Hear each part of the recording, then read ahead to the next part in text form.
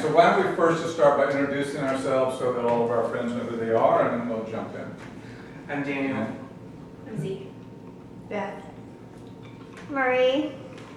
Hayato. And I'm Rod. I'm Dave. Sounds like we're the right track. Only first names here. Don't give away any information. That's right. So on the tape, you can try to hide. So, Wade Rathke, it's a pleasure once again to have a Fair Grinds dialogue. These are intermittent kinds of occasional conversations we have about topics that are of interest to people in our community, or anytime we have guests who come by. And today is sort of special because we have sort of an international flavor here. Professor Hayek is from Japan. And what part of Japan are you from? Nagoya, central in Japan, Central area. between Osaka and Tokyo. Okay. Okay, so metropolitan area there. Took the train down from Jackson, Mississippi. It's a little different than the bullet train.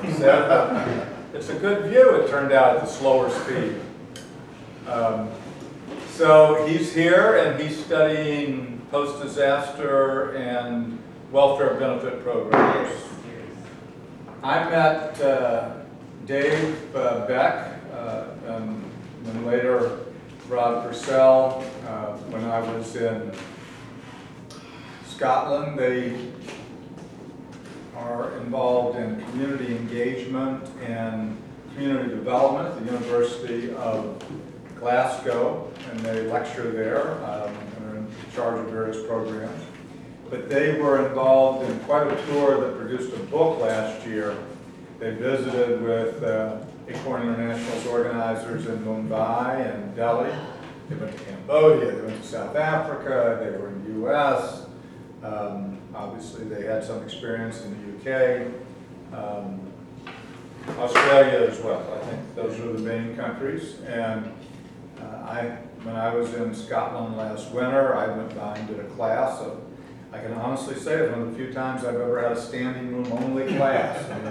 Held 50 Standing ovation as well. Well, those are cheap thrills.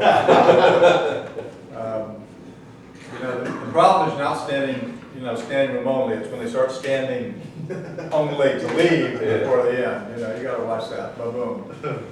So anyway, we have these dialogues. I've asked them to address a couple of issues, sort of what they're finding around the world in terms of community development, community organizing.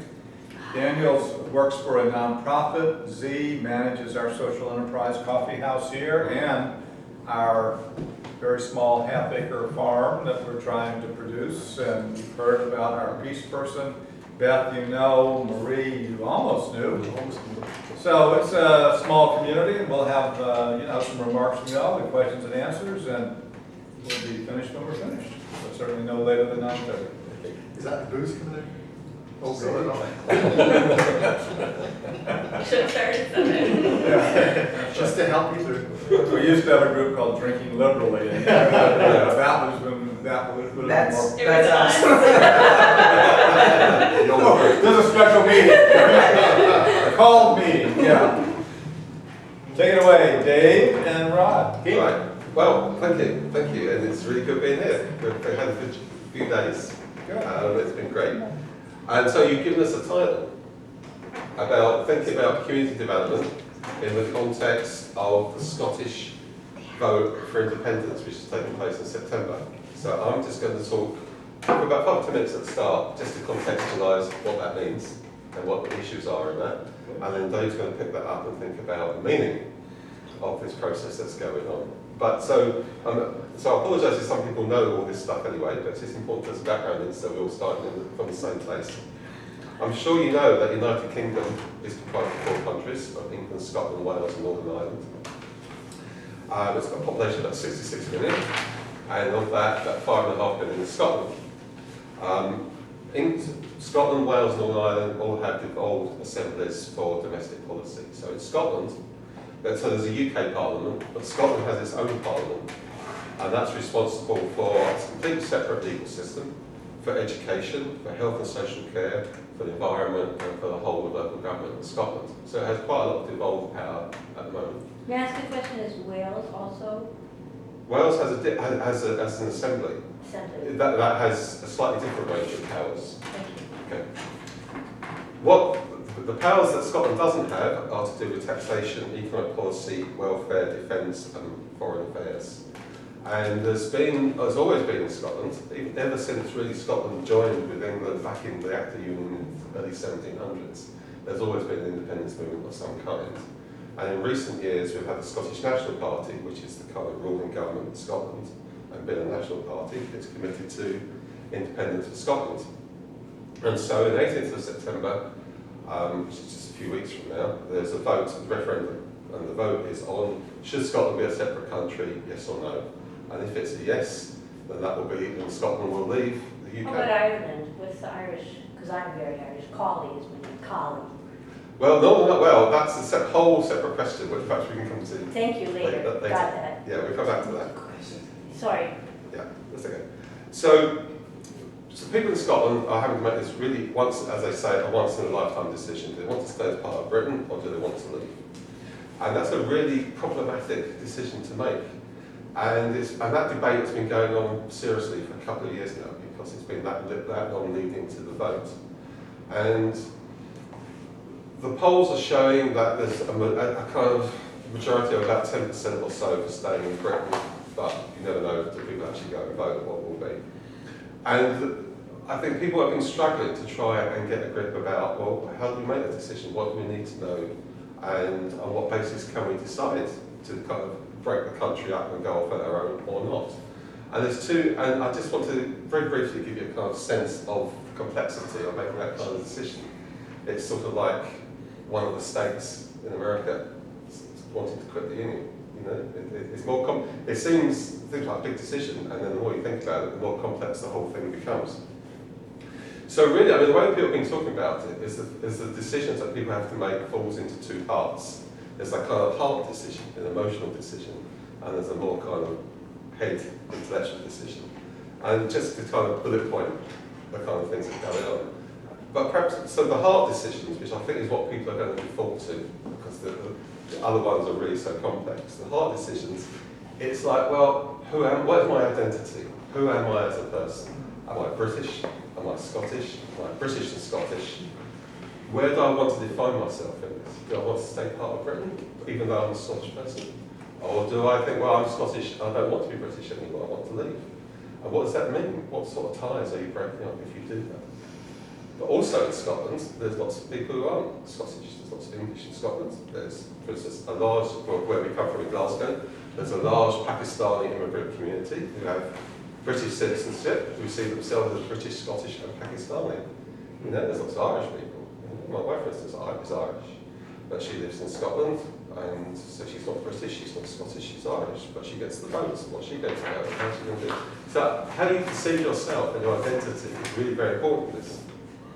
But there's other kind of groupings that people have in kind of emotional terms. There's what I suppose what you call the kind of the freedom people, who just want freedom from Scotland from English oppression, regardless. They just want it because that's the most important thing to them. They want independence. And they really don't care, I think, about whether Scotland would be better or worse off. They want to be free. You know? And there's different definitions about what England does to Scotland that makes you want to be free, but some people feel that really very strongly. And there's another group of people who I think are kind of, I suppose if we could stick a label on them, are the socialist paradise people, who think that once freed from England, Scotland will vote in a radical socialist government and everything will be great. But the problem with that position, you know, I've got lots of friends who believe this, but and I talk to them lots about it, but I don't understand about why they think that, because there's lots of socialist parties in Scotland now, and you can vote for them anyway, but people don't. So why after the referendum last time people are going to vote them in when they don't want to vote for them now? I don't understand that. But they're certainly around, and they're very active online about how wonderful Scotland's going to be just because it's no longer part of Britain. Brilliant. And there's another thing about what you think about the concept of nationalism. Is nationalism a positive thing? The Scottish National Party do, because they're a nationalist party. Is it about helping people and build on their identity and make it stronger? Or is nationalism quite a reactionary thing? Does it separate people and create divisions rather than bring people together? So there's a whole kind of debate around what actually nationalism is, and is it good or bad? And so people are struggling with all this stuff on a kind of emotional level. And then just very briefly, to give you some headlines on the intellectual questions. There's a whole range of questions that are mired in contradictory information, misinformation, and a whole range of things that you can't actually answer anyway because the decision depends on somebody else who hasn't actually made that decision. But so it's like we don't know what the currency would be. Will it be the pound? Will it carry on to the British pound? Will Scotland create its own currency? Will it have to join the euro? We don't know. Will Scotland, because Scotland is part of Britain, is currently in the European Union. Scotland wants to stay in the European Union. The European Union says, well, you'll be a new country, you have to go outside for 2 years, do the normal formal process and join. But the Scottish National Party said, no, we won't, that won't happen. The European Union says, yes, it will. So will Scotland be in the European Union or not? It wants to join NATO. And that's good, but it wants to be nuclear free within NATO, because that's one of the things that Scotland's saying, we're going to be a nuclear free country. The British nuclear weapons are based in Scotland, and the Scottish National Party said, well, let's become nuclear free, let's get them out. But you can't be nuclear free and be in NATO, because one of the conditions is that you allow ships and planes carrying nuclear weapons to use your territory. That's part of the conditions. So that's another uncertainty. And it comes down to kind of mundane things like the post office. Yeah. The post office, we have a single postal service for the whole of the UK, and it's now a private company. After independence, the Scottish Government wants to nationalise the Scottish bit of it. So you no longer have a universal postal system. It goes to the border, or the post transfers to a new company. That doesn't sound like it's going to work terribly well. And also you think, well, there's a whole range of legal problems in there, because can they actually nationalise the property of a company based in England? Is that just appropriating someone else's stuff? Then there's the media issues around... Join directly into Latin America. And there's issues around media control, because the main media outlet in Britain is the BBC, and that's public broadcasting. And if you have a TV set in Britain, you have to pay the BBC. Sounds like the Beatles. You have to pay the BBC a fee each year, right? And that pays for, and it runs into billions of pounds, and it pays for TV stations and internet stuff and radio stations across the UK. After independence, people in Scotland would pay that money to the Scottish Government. So you're not giving it to the broadcaster, you're giving it to the Scottish Government. The Scottish Government will then negotiate with the BBC about what they're going to do about broadcasting in Scotland. And you think, well, do you want the government having this kind of negotiating position over the media, And they also seem to be the position is that the Scottish Government would want the BBC assets, hundreds of millions of pounds of studios and offices and equipment, would become Scottish owned rather than BBC owned, but the BBC actually owned it. So do they want to hand this stuff over? So who knows? And there's a whole range of systems about tax, about welfare, about defence. We need a new Scottish Army, Navy and Air Force. What's he going to do? What's he want to do? He's going to have embassies in countries, but because it's a small country, not in every country. So what happens if you're a Scottish citizen, you go somewhere where there's no Scottish embassy, you need help, what's going on? So there's a whole list of uncertain questions, and it's impossible to answer them. And so people are very uncertain and very anxious, I think, about making this decision. I think most people feel not equipped to make this decision, but yeah, the vote is coming, so they're going to have to. However, and I'm happy, we could talk about this later if you wanted to. However, what Dave is going to say is that actually all this is completely... Don't say. Please spoil what I'm going to say. Yeah. Yes, you will, but you're going to explain why. I'm going to explain why. Dave is going to say actually all this is completely diversionary about the issues that face people in Scotland. It's getting in the way and divert people from what the issues might be. I'm not going to say that after listening to Rod. He's convinced me. It's too complex. Sounds too complex. Yeah. I mean, I suppose my position is that I think that Scotland, and there's lots of scare tactics coming from people who want to keep things as they are. There's lots of, rah-rah for people who want to change things. I think behind all of that it would be fair to say that Scotland could quite easily be a viable country on its own. I think that's a given. Yeah. And it could be a viable country within the United Kingdom. That's a given. So, so a lot of that scare stuff actually is just people trying to protect their positions and all that sort of thing.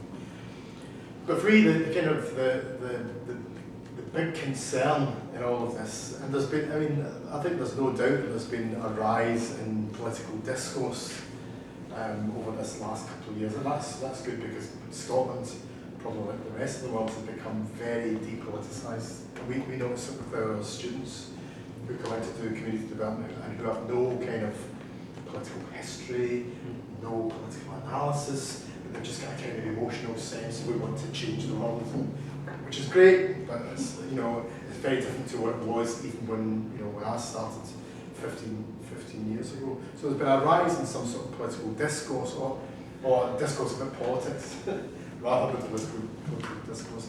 And one of the things that kind of concerns me in all of this is this notion that okay, things are pretty bad at the moment, but if a new government comes in, a new country comes in, a new system comes in, it'll come in and it will sort things out. And to me, it kind of it reflects a kind of dependency culture, a sense that we have to be dependent on someone else to come and sort our stuff out. We have to be dependent on experts to come and kind of make things better for us. And I find that both worrying and revealing, because I think it reveals actually the heart of the problem is not about structures and systems. It's about engagement of people in political thinking and political action.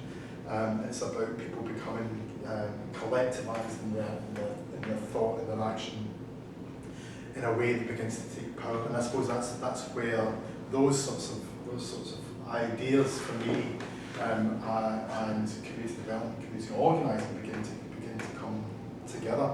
That actually all of this energy diverts away from the actual stuff about how do we get together, how do we think about, how do we analyse our social world, and how do we make some steps towards making it something more that we want to see.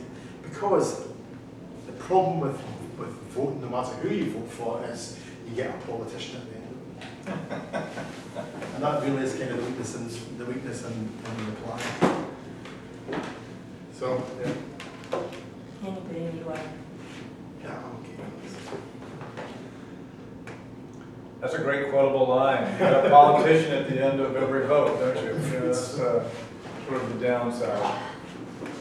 Well, and I don't want to have the independence vote monopolized. It's just, if you had a choice and you were doing a flyer, do you want to lead with Scottish independence or lead with more discussion of community organizing? And so, I wanted somebody to show up besides me.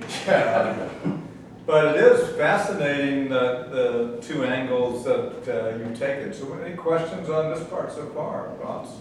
You have a question about Babylon. That's what the reggae people would say. Just thought I'd throw in a little local color. Come on, we got a lot of local color, don't we? Yeah. Black vote, they are so wonderful down at Fisherman's Wharf. How do you think it's going to go? Do you think that they're going to actually vote? Because No. it sounds like there's too much at play.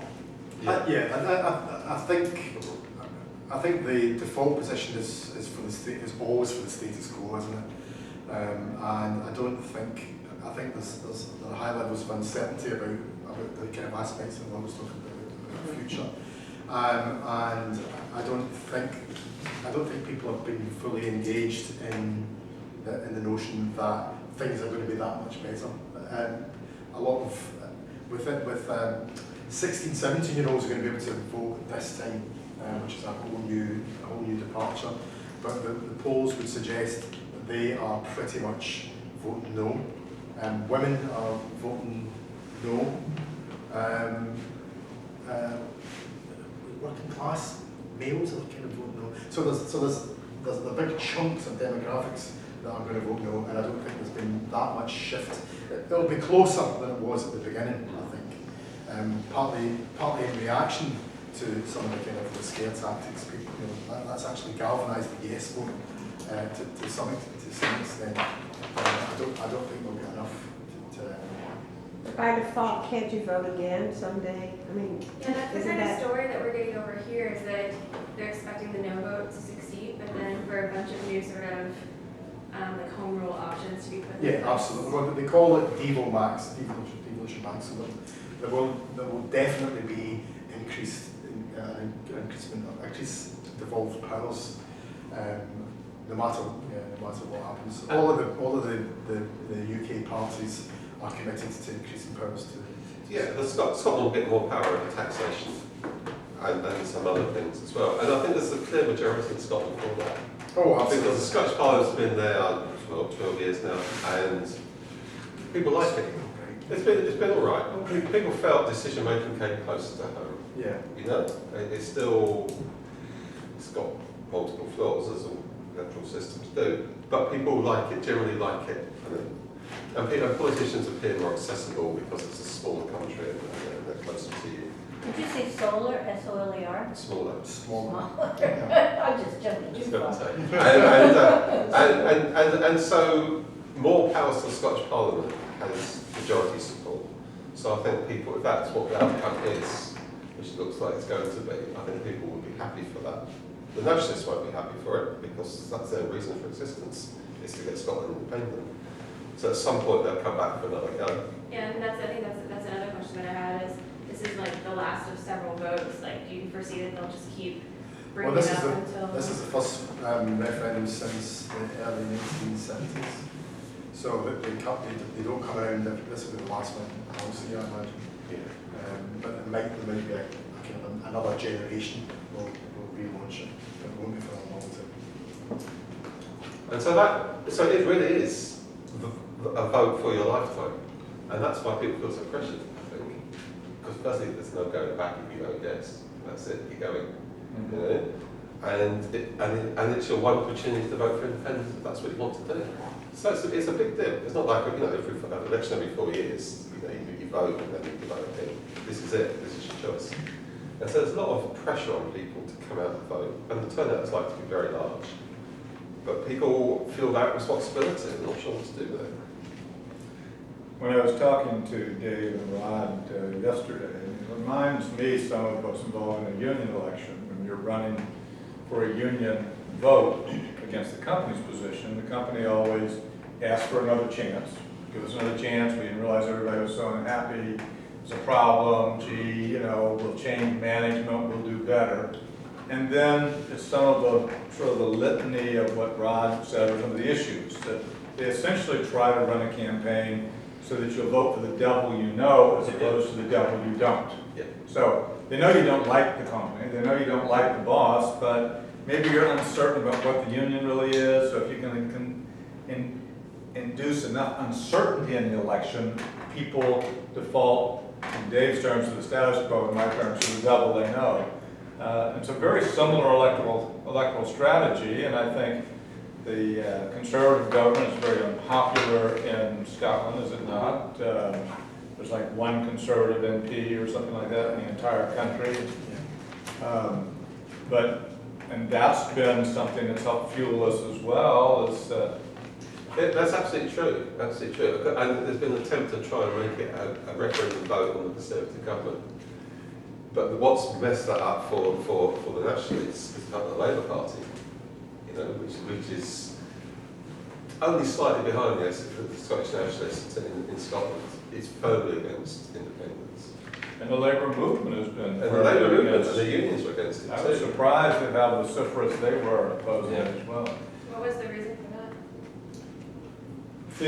These guys would know better, but part of them were arguing that they, bargain with companies that are based throughout the UK, and it would, dilute some of their bargaining power, and But confuse the relationships. Labour Party's got huge support in Scotland, and not so much in England, so it really changed their power balance, so it's in their interest to keep things together. But one of the things about the unions is that because the unions are aligned with the Labour Party, the Scottish National Party doesn't like the trade unions. They're really quite anti-union. And so there's no love lost between the trade union movement and the Scottish nationalists, because they just seem to be Labour allies.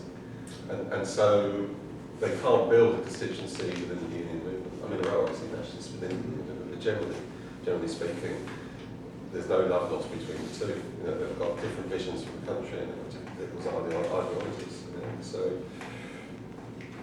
The sort of, one of the scare tactics in the English side is they argue if Scotland goes independent because it's such a strong Labour stronghold, Labour Party stronghold, the Labour government will never be back. I mean, that's one argument I heard in Bristol when it was, there'll never be another Labour government if Scotland goes, because that's a lot of the base. yeah, that's right. That's absolutely right. That's, another apocryphal story. I don't know if that's true, but that's certainly part of the, oh my God, the sky is falling.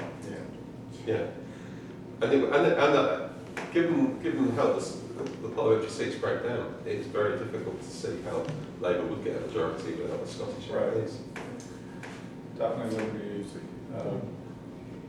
And in terms of community organizing and community development, is there a difference in terms of what happens in Scotland versus elsewhere? And let's talk about some of your other work. Okay. Is there a difference between that and the rest of the UK, and how do these things compare around the world from what you see? Okay. Community, there isn't really, until very recently, a kind of tradition of community organising within Scotland, within the UK. There's a tradition of community development, which does have some radical roots and some radical expressions, but a lot of it is kind of state-sponsored community participation stuff, based within neighbourhoods, so based geographically, based around small local issues. My critique of it would be that it's based on keeping people happy and occupied and feeling, learning stuff and developing themselves, increasing capacity, which is one of the things they talk about, but not capacity to change, not capacity to act, not capacity to challenge power structures. And it's not capacity qua infrastructure. For example, if you get a grant from the council in Edinburgh, it cannot support staff salaries whatsoever. So you'll have the fanciest literature you've ever seen. Our Edinburgh Private Tenants Action Group is, gets some £5,000 or £6,000 from the city. So the organizers on whatever they call their GR or relief program, he's going to school, he gets welfare benefits. So none of that can pay him, but they have, mail-in money, they have, the fanciest Acorn membership card we have. I put this on our website. Who thinks the card is fancier? Beth voted to Italy because that's a very new kind of thing, or Scotland, which is this big plastic red thing. With, I had it with me for a while, and by God, I have it here. This is the fanciest membership card in all of the Acorn boards. I don't have credit cards that are that solid. That's right, that's excellent. They can't. Or as they say in Scotland, that's brilliant. That's brilliant. That's pure brilliant. Yeah, pure brilliant. I mean, there are This is what capacity looks like. there are lots of projects that funds where staff are funded, obviously, but they tend to be very focused on government agendas. And they tend to be short term, and so often when they begin, just at the point where they're beginning to build momentum and beginning to build kind of actual capacity to think and to act, the money comes to an end and it all gets reconfigured. And so there's a real sense of control and a real sense of a lack of separation between state and the third sector. So the third sector, the kind of oppositional voice, is very limited. So the kind of what we do at university is about trying to get people to think about other models of practice, which is why we look to places like here and so on. over the last year. or so. Nice, huh? Pretty. Yeah. What's, Interrupt 1 second, what is your name? Hayato. Please call me KB. Japan? I'm from he's Japan. from Japan, yeah. Oh, I studied a lot of Japanese. There you go. What are you saying?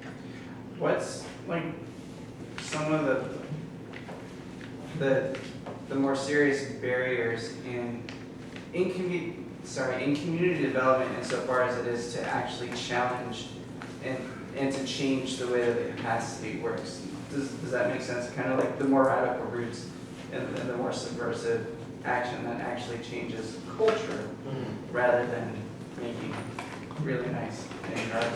Which are very nice. Which They are- really are. You see, it's majority of people are working on a kind of consensus model. So you have the stakeholders, as we call them, which would be the local authority, the police, the health service, and The community. and people who are supposed to represent the community sitting around together as equals. You know? But they're not equals because some people have got lots of resources and money and power, and the community haven't. But we're all saying that we're equal, and we're all in this together, and we've all got the same agenda. But the agenda comes from what the establishment wants, and the capacity building. There's a plan to develop by the health service or the local authorities or whatever, and they want local people involved in it, which is fair enough. And the capacity agenda comes out of that.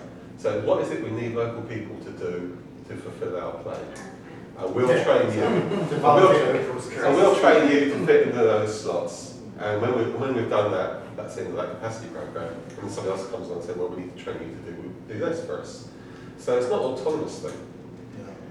And so the kind of radical stuff, and there's a long tradition of radical practice in Britain, sits outside of all this, and it's underfunded, and it's seen to be, well, it seems to be oppositional, so no one likes it. Because we're all in this together, and there's a consensus we're trying to build. So people come along with a critique who want to do different things, who want shifts in power, who want the community to be more autonomous and to have their own agenda, are effectively marginalised. You know, so it's an incorporative strategy which has been tremendously successful because you give people things. So in Glasgow, this was about 20 years ago, where there was a lot of community action around housing going on, the council had this strategy of giving tenants groups, tenants organisations, community halls with a bar, you know, to run. So it's like, yeah, we really like you, we know you're giving us lots of problems over housing issues, but here's a community facility, you go run that. And so people got diverted. With a bar. The bar, because it's added complexity, isn't it? Yes. Yeah, a whole different level, yeah. Yeah, so you shifted people, brilliantly shifted people from campaigning focused housing issues into running a community facility, worrying about bar licenses and letting out and sort of looking after the building and so on. So the whole thing got shifted. About the council was saying, well look, this is how supportive we'll be of giving you these facilities. You know? And so it all just bought it. And it all kind of fell away. When I started doing community development in Scotland, everything you did was housing, because it was a prime issue. There was poverty issues which were harder to deal with, but housing issues you could focus on, you could do stuff about. And now hardly anybody works on housing issues. Everyone's been diverted into other stuff.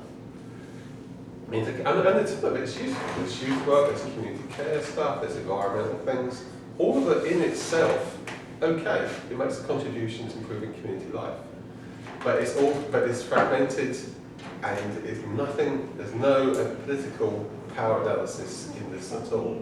And that's been a deliberate strategy to kind of neutralise the radical stream. But workers don't think in those terms. No. We were talking to Tanya. Tanya was on today. And she said, I'm addicted to winning, which was, what a great phrase. I'm addicted to winning. People I work with are addicted to winning. Yeah. And I'm thinking back to the context of community workers in local authorities across Scotland. And that sort of language really made sense to them. Because in order to be committed to winning, you've got to be in some sort of competition, you've got to be in some sort of battle, you've got to be in some sort of fight. And that's just not the kind of model that they operate from. And so this lack of kind of power analysis is absolutely at the heart of kind of limited impact that community development has in the UK. You don't use the kind of opportunity that they have, the services they produce as a way of bringing people together to build up. That's not an agenda at all. I know we talked about this on In the, just a minute, I have to talk about Katrina. I have to talk about this stuff. well, just, In a we're minute. on. I have to talk about St. Mary's. My kid won't let me turn off the phone. Sorry. We'll recognize you in a minute. Thank you. When we were talking on the radio, though, y'all mentioned a very interesting thing on that interview, which is how community leadership is so very dramatically different in Scotland, and that I appreciate y'all discussing. Well, yes. But it's connected exactly It's what you're talking totally about. connected, mate. You're absolutely right. You know, we don't have community leaders, we have community representatives. You know? And so we don't talk about leadership at all. We do not do leadership training at all. So what we have, we do capacity building based on other people's agendas to know able to slot you in to do certain tasks and how to develop certain skills. But we don't want leadership. We never talk about leadership. And the community representatives may actually just be individuals who are known to the local councillors who get put onto these boards. They may not actually have any representation at all. Or they may be part of a residents group or something, but residents groups in Britain are very small. We don't organise on the scale that you organise. And so a community representative at best has a very small constituency, probably relating to less than 1% of any given community that they're supposed to be representing. And so they're not actually meant to represent in any kind of democratic purpose. You know, it's not like these discussions take place, the community rep goes back, consults with the community, gets local people's opinion, and then comes back with a result. You have a discussion, and they decide there and then on what they think. You know, so it's a token representative, not a real representative. But they don't. That was common in the 1960s until OEO, model cities, community action programs, welfare rights, you know, a lot of movements sort of upset the notion of the appointed community leader, the local minister, the local somebody else who became the gatekeeper for an entire lower-income community. Yeah, that's exactly. That sort of got tossed out in the 70s, and in some places it reemerged in the 80s on and out, but in other places where there was legitimate community organizations building, they built their own base, elected their leadership, and they contend for power. And there have been experiments in Albuquerque, Kansas City, where they tried to elect people from the city council to be the community representative. None of that's worked well. I mean, it's gotten business support, but I know when we worked in those cities, we could always blow those groups away. I mean, you can't sort of only deal with, in the U.S. context, you can't only deal with whoever you want to say is the authorized community representative, as opposed to whoever's got real members on a real base and is banging on the door. But it's a very interesting thing, because community development is sort of a watchword here. You hear it, even when it's not true, you hear it all the time. Yeah. You hear it at Kingwood House, I'm sure. Yeah. So it's a very incorporated system now. You know, those community representatives are incorporated. Most of the organisations that are part of this consensus work are financially dependent in one way or another upon the state. And really I suppose what we've been trying to do in talking about community organising approaches is that you need to start building a broad scale opposition to this that has some autonomy, independent leadership, and some of its own resources, its own assets. So that it can be a counter to this and a challenge to this. Because the system is not going to change from within because it's so embedded now. You know, you need to kind of start outside and do something new. And that's what we're lots of people think this. You know, so it's not just day and night, otherwise we might be wrong, you know. Don't get that tape. But there's a kind of clear analysis around in the kind of relevant sessions of community activity that we've got to start doing it differently. And people are looking for models. But there's a lot of resistance to community organising. You know, and some of it is quite strange, you know, because we were discussing this at a meeting of community workers, and there was tremendous opposition from some people about knocking on doors. You know, you have community development workers saying, well, you can't bother people in their houses. You know, they don't want people knocking on their door talking about issues. And maybe you're in the wrong job. You know? And we say, well, what about getting neighbours to knock on, neighbours' doors and talk about issues? And say, no, people don't want to do that. We don't need to do that. And so you say, well, how do you organise? I know. What do One representative for every 100 people, and every neighborhood has their own representative, and then they decide the issues like animal poop and garbage and who feeds what, and where it's the cheapest, who's got the coupons, and then we get the answer that's called simple. You guys feel like this Well, system of like passive representation relates back to what Dave was saying about like expecting other people to have answers for Yes. you, which is why you can't really like answer questions about independence. Yeah. That's Well, I think, I think there's actually a more sophisticated argument, at least this is what I've heard in terms of trying to understand why, from a U.S. perspective, it would be difficult, is that these are, there's a long socialist tradition in some of these countries, and a socialist tradition would assume that the state takes responsibility for people. So if you come from that perspective that the state is a benevolent government that is representative for the best, the well-being of the people, and it's its job to provide services, as opposed to the U.S. perspective, which is a representative government that you push for services. It's not based on an assumption that we have natural entitlements. In the form of government that's been somewhat traditional in the UK, there is, experience with real entitlements. Social housing, one of the fascinating things about organizing now in the UK is that for the first time you see private tenants starting to push up towards the majority, as opposed to social housing, council housing, which is what we would call public housing. Well, here, that's such a different world. Public housing is just a little bit. Everybody else is paying rent, and you have a couple of people that own their homes. Well, social housing was, broadly speaking, working people's housing, lower middle income. I'll give you an example. When I started working as a community worker, one of my jobs was with this community, and it was all public housing, and it had been built about 50 years ago, and it was in terrible condition, and the local authority that owned it was basically wanted to just knock it all down, because it was easier to knock it down and shift people out than it was to fix it.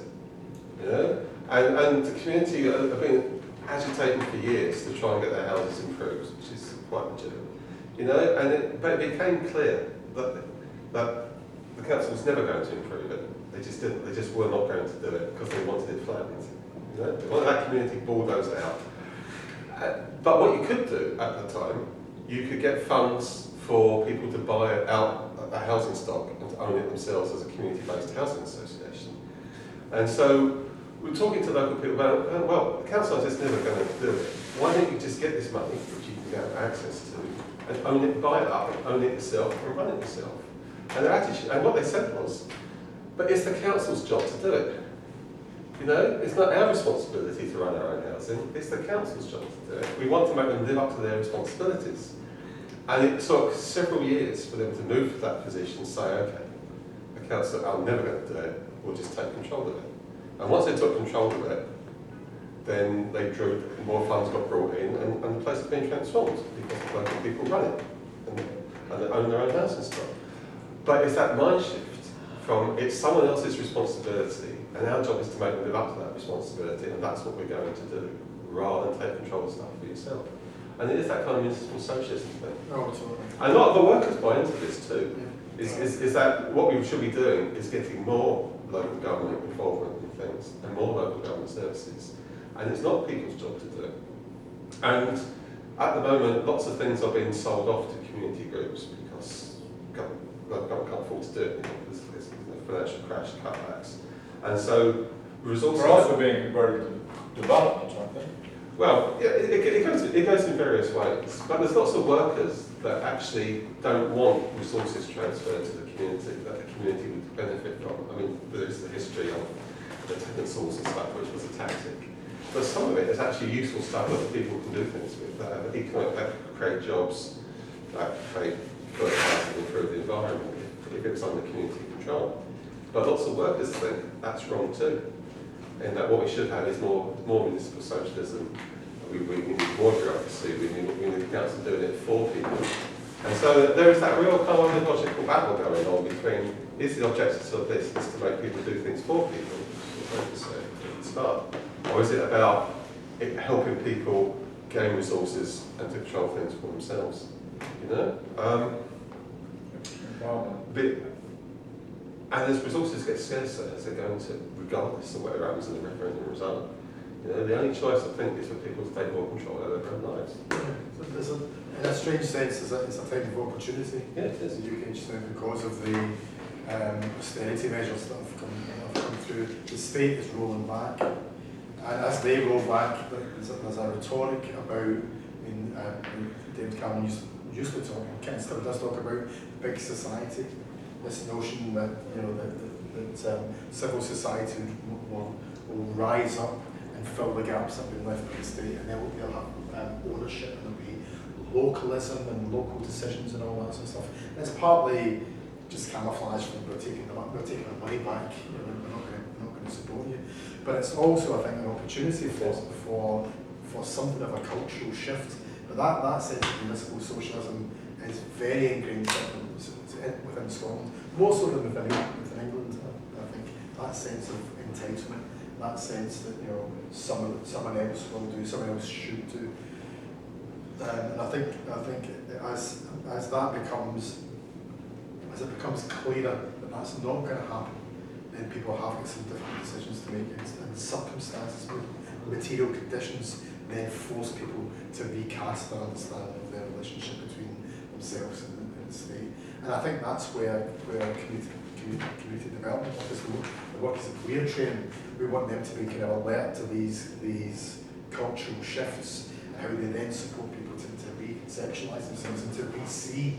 Because I think our kind of contention is the way that people see the world is what limits their ability to have an influence over it. If you don't see opportunity, there's no opportunity there. If you don't see your own power, you don't have power. And so we're kind of keen to explore some of those things. I know one question that Hayato would want to ask is what's happening to welfare benefits in the austerity program? They're being decreased by the Conservative government. Being decreased. Well, there's been a shift that's happened since, for the last 20 years or more, along this continuum of rights and responsibilities. And so there's been a perception and statements about the fact that people have got too many rights and not enough responsibilities. And so there's this kind of shifting away to a situation where people are, the government talk about hard-working families. Talk about that ad nauseam, all that stuff. Hard-working families. We're all interested in hard-working families, but that means that there are hard-working families and there are a bunch of wasters. Yeah, that's right. And then the rest of it. Yeah, reading between the lines. Yeah. And so the idea is that you progressively withdraw support to people who aren't hard-working families, so that they're not a drain and a burden on society. And that again is a big shift, I think. And it's fantastically popular.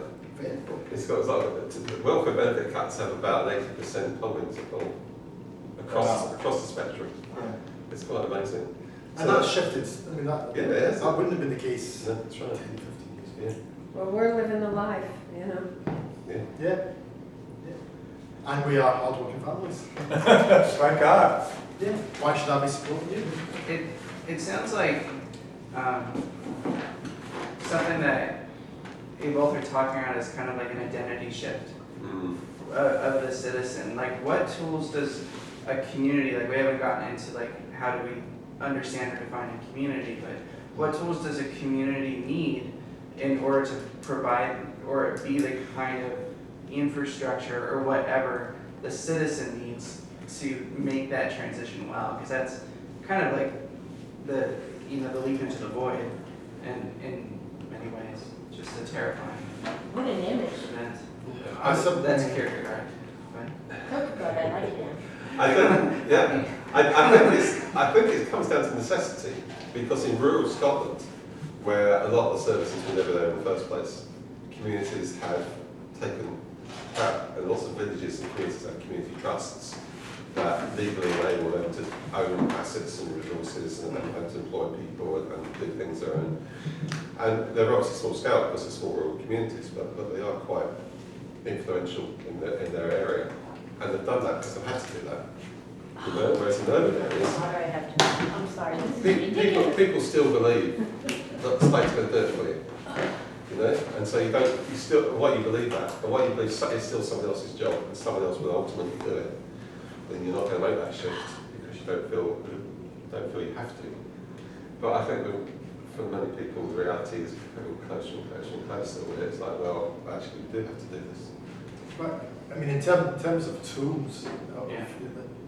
to shift some of the stuff. Yeah. It's basic stuff, I think. It's like, you know, where are the spaces for discussion? So, you know, because people are so often told, you know, or they're told they can choose from a range of limited options, but they're never invited to kind of reflect critically on their own life or their relationship between themselves and their world. And so what we encourage our students to do is find ways to develop people's kind of reflection, their thinking, their kind of dialogue sort of processes. I think that, so those sort of conversations, those spaces where you just think out of the box, you think, you know, what I hate, what I love, what I want to see, what I want to be. Those spaces I think are quite rare, and I think community workers are well positioned to be able to facilitate those sorts of conversations. I would say that often the arts have something to add into that process, because that's about exploring identity, that's about exploring culture and exploring that aspiration. And so we would encourage our students to kind of think in those sorts of ways, because one of the things that the community development has become very instrumental. It's become co-opted to government projects, and so it's about let's plan and let's do. But you know, there's not that kind of there's the step before that where you think and you vision and you imagine. And so I think without that, you know, people just get sucked into something that they haven't chosen, they haven't thought about, and they're bound to be, even at the end of the process, still dependent on people who devise the programs, who make the decisions, who make the plans, who give the funding. And so I think those are the kind of tools that we have to get in a grassroots level to make that kind of cultural, begin to make that cultural shift. Take a breath. That's what I'm here for. Fascinating. Other questions you have? Any questions that you have? Quite all right if you don't. I have some question about welfare. Is it okay? Sure, yeah, this is pretty much an open dialogue. Tell us how you feel.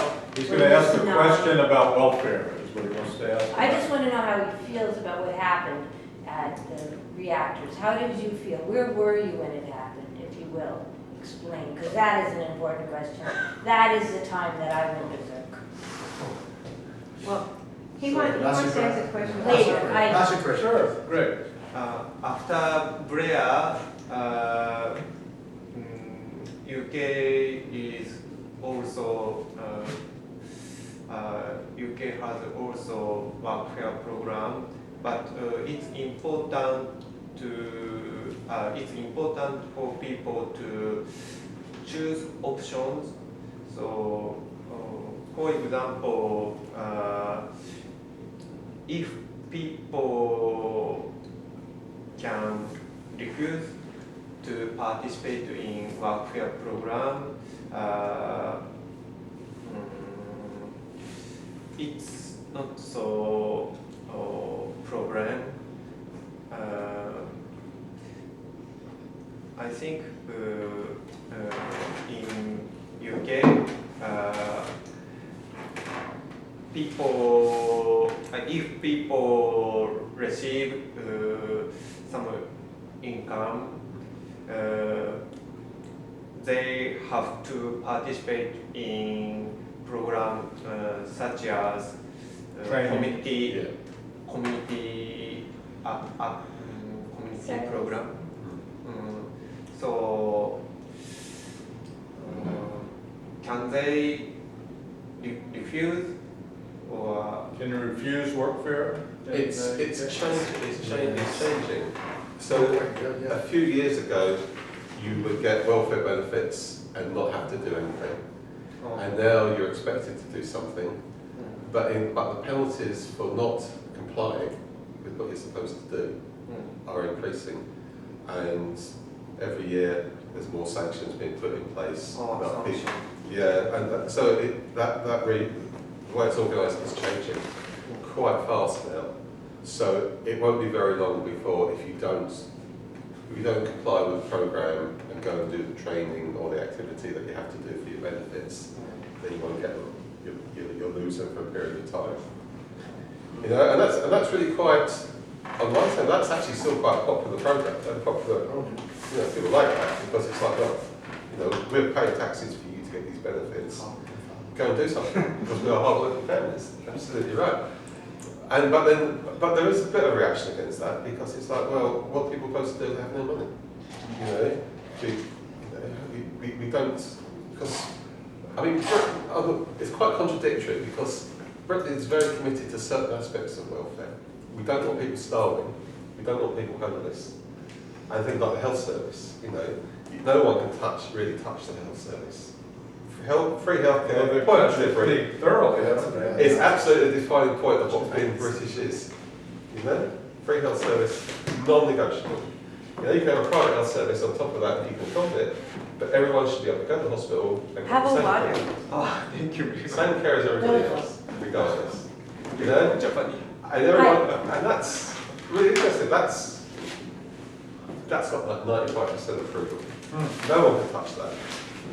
But I think it's a situation that if you are on welfare benefits and you don't accept training, that you get lesser benefits. Yes. Is that not the Yeah, case? it's cut down. Yes. In talking to people in Edinburgh, I gathered that was a situation. You either enrolled for training or you reduced your benefits. You Yeah. couldn't keep the level of benefits if you refused training. So it's not that you get zero, which is what happened in the US, but you do get you know, I never caught the percentage. But there are circumstances where you can lose the whole thing.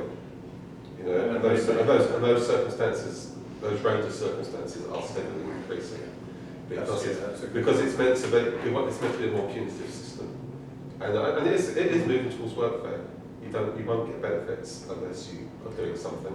But that's not there yet. It's not there yet, but that's where we're heading. But the training is the same problem you see in US-based training, at least from what I casually observed. I mean, it's computer training, as if there are unlimited number of computer Oh, it's jobs. rubbish. It's, well, or you can call it rubbish. You know, it's just rubbish, but you know, the same problem we have, and there's a huge issue that started being discussed last week or two about billions of dollars being put into workforce investment programs here in the US in the recession, with almost no monitoring about whether or not jobs come to the other end. So big front page story on the New York Times about people essentially taking on debt to take training, ending up still with no job. They trained to be a medical technician or a radiology associate or a computer programmer, and they still got no job. In fact, I mean, there was a scandal recently in that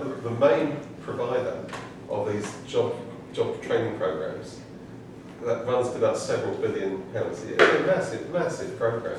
You're statistically more likely to get a job by not being on the training program than you actually are on the program. Wow, that just takes your breath away. Yeah. So it's actually, you know, to go on the training program and get a job, you're most likely to get one. Right. But also that they've got a range of work experience schemes that people are forced to go on. And so you maybe work in a shop for 12 weeks. But at the end of it, they definitely get rid of you because there's another free worker that will come and work with you. Yeah, So that's the opportunity to have that job. It's actually been taken away by the programme that's supposed to be giving you work experience to get the job.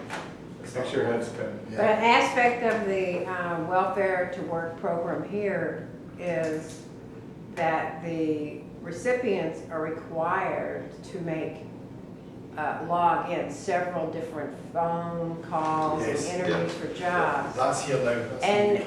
inevitably, even no matter how reduced their real, time is that they can actually have a job because they have children, that's part of the deal, right? They have kids.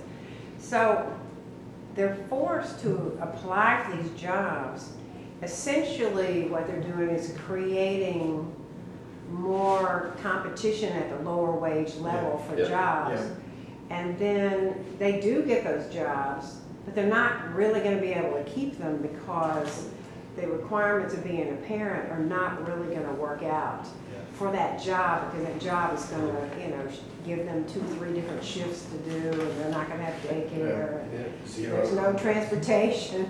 So they're going to lose that job, and then there may be a gap getting right back onto welfare, and yet they're going to go right back into the same system. And the training part here, there's no training. They that's one of the things that we've recommended is that everybody have basic literacy, because they have children. That's why they're in the program. Therefore, the children need a parent that can actually work with them on school project. But that is not happening, right? That's just subterfuge, and they've made the benefits so difficult to acquire that you have to do it online. There's no place to go. You have to do it online. We're picking all this up from you, Well, here's one that you're teaching us. This whole concept of, I've blogged about this, zero contracts, 2 hours contract, which are unknown here, as bad as, casual labor is and every other kind of contingent labor. And, the Cameron government is claiming they're going to, correct this abuse of zero contracts. But here's what zero contract is. There, workers have contracts. Here, we're at will, unless you're covered by a union contract. At will means you can be fired anytime, hired anytime, asked to do anything. But a zero contract says you have a contract that guarantees you 0 hours. So although technically people claim that the law says that you're not required to always be available if you have 0 contract hours, in truth, many employers try to say, okay, we're guaranteeing you no hours, but you can be fired if you're not available anytime we call you to work. And so the conservative government is now saying, well, they're going to get around to correcting that soon. Because they've heard some employers are abusing this zero contract, to be like here at Fair Grinds. Well, we've got a contract with you. You're now, 6 in the morning until 3 in the afternoon. Well, hey, now we're going to put you at 3 at midnight, whatever. This zero contract, we own your ass. And well, that's right. Because that is unique. Well, Burger King was a scandal around this. So there are a number of U.S. companies that have embraced the zero contract. That's certainly true. That's what I'm saying. What you're doing here is bound to be coming. You're in there, it's coming our way. We're sending that one your way. And that one's when somebody said, "Hey, I got a contract for you." Zero contract. Walk away from that. You had a question about Katrina. I want to make sure that we get your question out before we finish. Okay. St. Mary's. When I got here, my daughter forgot to tell me that I was coming. She didn't know, but she was the one who did Katrina at St. Mary's. My daughter, Renee Corrigan, left school from Oakland and came straight here. And then they volunteered everybody, and volunteer, right? Right. Right, okay. So basically, I couldn't get a taxi there. Everybody's calling me baby, and I'm like, from New York. They don't do that in New York, you know what I'm saying? There are no babies in New York. I know there are babies everywhere, But where is St. Mary's? St. Mary's is in the 9th Ward. Oh, It's St. right, Mary's the Angels? it's right by the bridge, it's right by the dock, it's right at, St. Oh, Mary's, she was at Common Ground. common ground. She came straight here and met Malay Oh, and all wow. that. And I know Angela Davis, I studied with her, and I love Germaine Greer, because what she says is the opposite of patriarchy is brotherhood. So the new men, now, you, sir, are from Japan. The original Bible of Japan is Nam-myoho Renge Kyo. That is the Bible of Japan. That is the Buddhist, right? So in your Bible, it says, what does it say? What do you believe? What is most important in your heart? What do you believe? What do you feel? In English or Japanese, no lingua, que lingua, in Espanol, in Francais, in Japanese. Say it in Japanese. See, I really thought you had a question about Katrina. I do, but what I'm saying is disasters, terrible disaster, intense pain, water up to here. Right, but I'm just asking what the question might be, just so that he or someone has a chance to respond. I'm ready to take any questions, but I'm not. I thought you had a question for someone, no? Well, what I want to know is, Nagel, we sent him a turkey. My friends, we went there, the young people, the rats. That is the year of the rats. That's Chinese medicine, that's Chinese pork. So listen, please. I actually have a question about the dialogue thing. Huh? I What would kind of like mindset? in Dave's idea about Hi. getting the communities to frame their own ideas about what they need. Yeah. Do you guys have like strategies around that or kind of like thoughts around that? Because so often, you know, like even like, you know, really seasoned organizers can go into communities hoping to achieve certain ends, and Yeah. it's often you encounter, you know, pushback from communities. Yeah. I suppose we're interested in some of the stuff around psychogeography. It's fancy stuff, but actually, we send people out, so we would send students out, and students would go out with people to look, to see, and in that kind of process of looking at the community, they see it in a different, they kind of see it in a different way. I'm not making that sound very clear. No, I mean, it's an approach that's it's about critical questioning. You know, because people walk, you know, people live what they live and they see everything the same day. And after a while, you stop seeing it. It's all familiar. But if you've got someone going around with you and getting you to kind of actually look, and suddenly people say, well, I didn't realise the pavements weren't even. You know, I didn't realise the place was so dirty.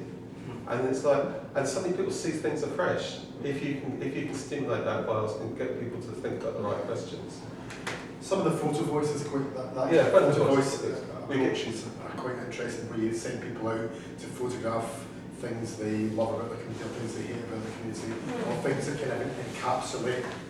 And then those images then mediate discussions amongst people, and in that process, people re-see, and it's that relationship between people in the space that they live in, or, you know, both physically and socially, that then begins to get people to kind of think again. I mean, the techniques that we use, a lot of them come from Paulo Freire, you know, about having listening surveys, kind of hear what people are talking about as issues locally, and then creating something. I mean, Freire calls it a code, but it could be a picture, a poem, or a diagram, or something that kind of encapsulates what you think the issue might be, and getting people to explore that as a way of just starting to think about it and to unpack it. And it's a long, slow process, because you're trying to get people to think critically about how they're experiencing the world and how they perceive themselves in the world. And so there's an external and internal process going on there. And it's about open facilitation, giving it time and moving it forward slowly, piece by piece. But there's a methodology around that, and there's a set of way of working around that that is really quite powerful. And people need to want to be able to do it. And you start with small groups and you build out. And one of the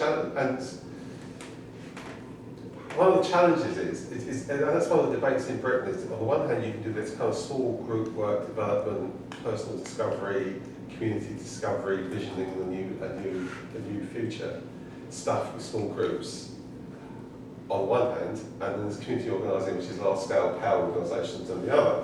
And it's like, what's the challenge of trying to bring these two things together? Or Because your friends at Regenerate certainly might talk about. yeah, well, they have no idea, do they? But those processes do have to come together. Yeah, and it's difficult. It's difficult. You know, and every situation is unique. You know, because what you don't have, I think, what you don't want is we had a discussion about, you know, as London citizens, what you don't want is a fixed model. That you just, wherever you go, you drop the model and make people fit the model. You know, there's a whole range of techniques that you can use, and principles you want to apply, but you've got to be sensitive to kind of work for where people are starting from. You know? Because you get workers who genuinely want to get stuff from the community. They want to work to a community agenda. So they go out and they say, well, what do you want? And people go, Don't know. Yeah. I want It's all fine with me. an English class, or they want, so they'll reach for something that they know, but because you're asking the wrong question, you get the wrong result. And so those sorts of processes begin to unearth, what people feel about things, how what they really what they want, not what do you want us to do, but it's what do you want to be. Yeah. The underpinning question is, what do you want your life to be like? And for many people, that's a really challenging question, because your life, because you've got all this stuff to cope with, life is getting by. And you want people to kind of think past that to what you want it to be, and then work out strategies how you move from where you are to where you might want to go to. But that then has to link into the community organising stuff, which is about victories and about Yes. power being outworked. So those two things kind of work absolutely hand in hand, so that people have this kind of internal processes and external processes that reinforce one another. Because you have to believe it. You have to believe that change is possible. And for many people that I work with, they don't believe change is possible because life has just been bad to them all the time. And so how do you get people to believe that that the world can change, you can make the world change, and you can change yourself in that process? That's a huge challenge. That Isn't it? Z's question was such a good